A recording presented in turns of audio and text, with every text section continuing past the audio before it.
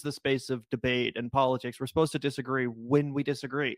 What do you want people to just shut their mouth and self-censor? What's going on, you guys? Today we have Emma Vigeland firing at Ana Kasparian. Ana Kasparian and Emma Vigeland are trading tweets. We have the tweets. We're going to get into the tweets. We have Francesca Fiorentini chiming in. We have everybody going after Ana Kasparian. Let's get into it.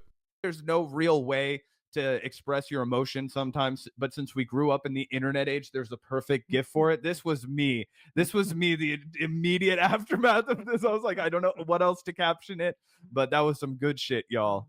Oh yeah. Fire response from Francesca.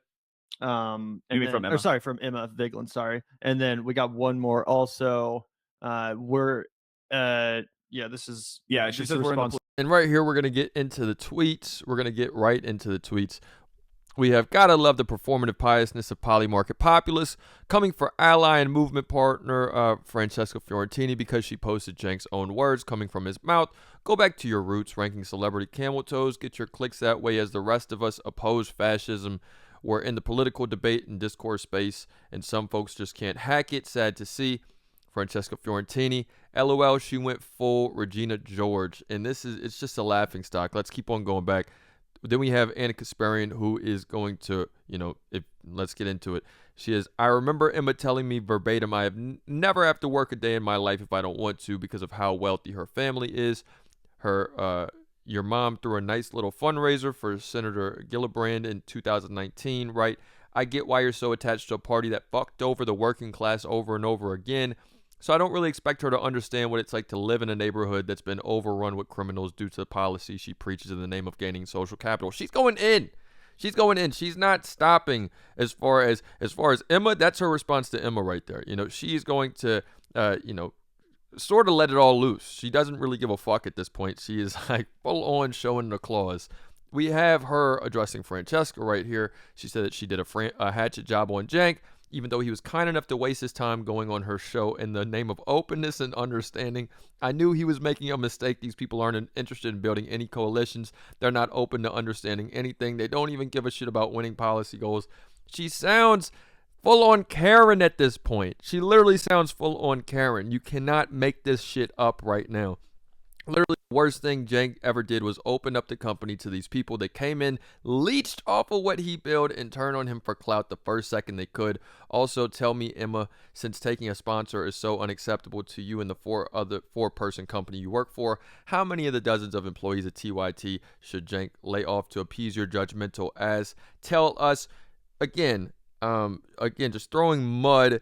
Cannot take any amount of criticism, is not open to actually having a logical discussion or to solve any actual problems. This is straight up, I'm going to lie on your name. As we see, we have Emma responding to this in just a second right here.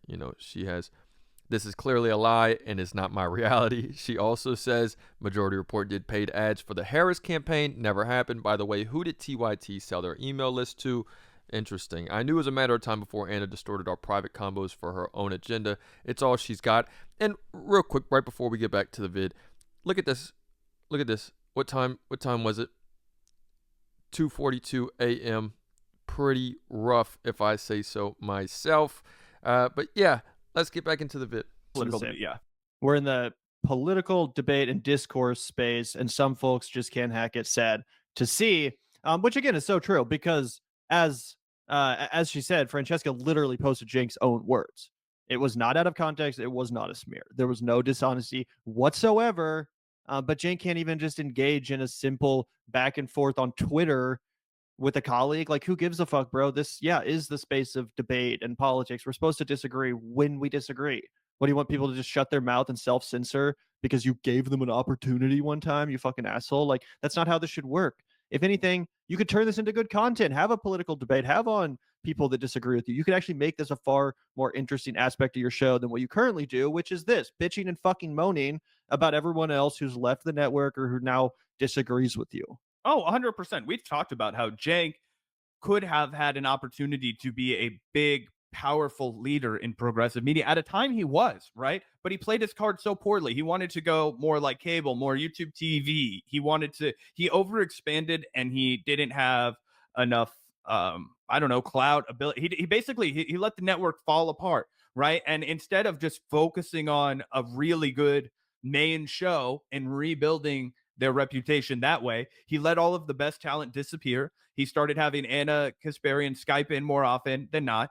They no longer had interesting folks with unique points of view to disagree with them. Like one of the things we talked about is back in the day, Aaron Mate even was going on the Young Turks, right? Like we have a bunch of criticisms of Aaron Mate, but it at least represents a guy that fundamentally does not agree with Cenk that would go in there. You know, I would love to see Kyle Kalinske be brought in to have debates. I would like to see people of all sorts of background. I'd like to see Bhaskar Ankara go in there and have debates with people who represent all of these different ideological factions of the left. David Griscom, I would love to see him in there having conversations, right? Make a panel of people who are interesting. The only thing that I really get nostalgic for that I feel like I missed out on from TYT because it was kind of falling apart and over by the time I got to following it was that they used to have really good panel discussions that you can still go back and watch. I remember on Trump's inauguration day, they took the day off, which was really humiliating and a low blow for TYT when they called themselves a news network. So when you type in TYT inauguration day that day for Trump, it showed a 2017 January live stream, and I started watching it, and it was like John Iadarola, and it was Ana Kasparian. It was really good. Dude, they and one thing that you've always mentioned, which is really,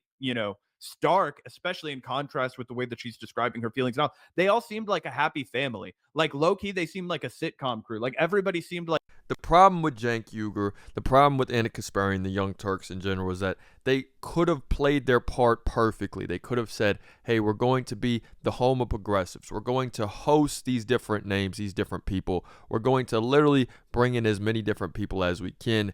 But we can see, Ana Kasparian is now calling them leeches. She is now turning on her own people. These egos have gotten too big.